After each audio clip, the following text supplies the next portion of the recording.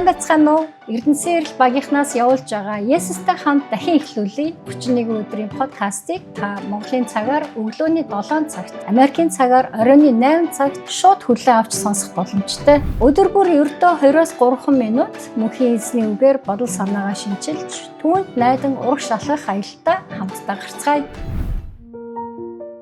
Мөнхийн эзний хувиршгүй үнэнч харин дуусна гэж байхгүй. Учир нь түүний өршөөл энэрлэн төгснө гэж байхгүй. Өглөө бүр түүний өршөөл энерл илэрч байдаг. Үнэнч найдвартай чанар нь үнэхэрийн агуу ажээ. Эмгэнэлийн дуу 3 дугаар бүлэг 22-оос 23. Энэ хэсгээс бид нэр ертөнцийн эзний инэрэнгүй нэнжин сэтгэл хизээч хувиршгүй гэдгийг харж болдог. Энэ номыг бичсэн профет Ярмих нь Израилийн ард түмэн өөрсдийн буруу сонголт гэмт амьдралаасаа болж хэрхэн Бабилончуудын боолчлолд зовж зүдэрч байгааг хараад эмгэнэн гашуудж байгаа дуу хитэж гэмт амьдралаа хаяад ертөнцийн эзэн дээрээ буцаж эргэж ирэх юм бол түүний инэрэнгүй нэнжин сэтгэл нь уучлан хүлээн аваад цоо шинээр бүхнийг дахин эхлүүлэх боломжтой гэдгийг бичиж тэмдэглэсэн байдаг хань. Бид гэмт амьдрал, гэмт бодлуудаа хаяад ертөнцийн эзэн дээр буцаж ирэх үед түүний хувиршгүй нэнжин сэтгэл нь биднийг уучлан хүлээн аваад нуурж унсан амьдралыг маань дахин барьж босгоход ертөнцийн эзэн биднэрт тусалдаг бахнэ.